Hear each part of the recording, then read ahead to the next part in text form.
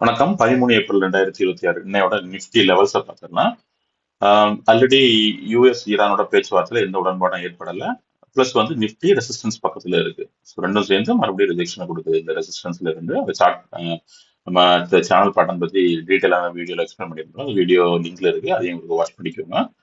So Nifty again ஏதாவது rejection கொடுத்து gift Nifty இப்போதைக்கு 23,750 அப்படிங்கிற ரேஞ்சில் ட்ரேட் ஆகிட்டு இருக்கு. ஸோ நிஃப்டியும் கூட ஒரு 250 இருந்து 300 பாயிண்ட் கேப் டவுன் ஓப்பனிங் தான் வாய்ப்பு இருக்கு. ஓகே, ஸோ இந்த ரேஞ்சுக்கு தான் ஓப்பன் ஆகிறது வாய்ப்பு இருக்கு. 23,800 750 ரேஞ்ச், இந்த ரேஞ்சில் ஓப்பன் ஆகிறது வாய்ப்பு இருக்கு.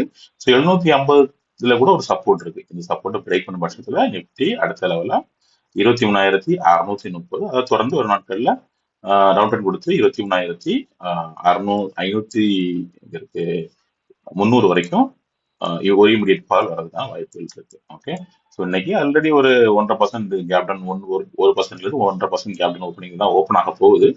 ஸோ இனிஷியல் டார்கெட்டா இந்த ஃபால் தொடரும் பட்சத்துல 23,630 அப்படிங்கிற ரேஞ்சை இன்னைக்கு நம்ம எதிர்பார்க்கலாம். ஓகே, ஸோ அப்சைட்ல இப்போதைக்கு ரெசிஸ்டன்ஸ் வந்து 23,800 இன்னைக்கு ஆக்ட் ஆகும். ஓகே, 23,800 ரெசிஸ்டன்ஸ் ஆகும்.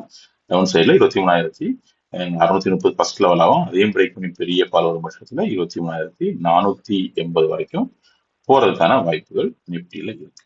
ஓகே, தொடர்ந்து லைவ் அப்டேட்டா டெலகிராம் சேனல்ல போஸ்ட் பண்றேன். டெலகிராமோட லிங்க் வந்து டிஸ்கிரிப்ஷன்ல இருக்கு. மார்க்கெட்டோட டைரக்ஷன் டெலகிராம் சேனல் ஜாயின் பண்ணிக்கலாம். Okay, thank you.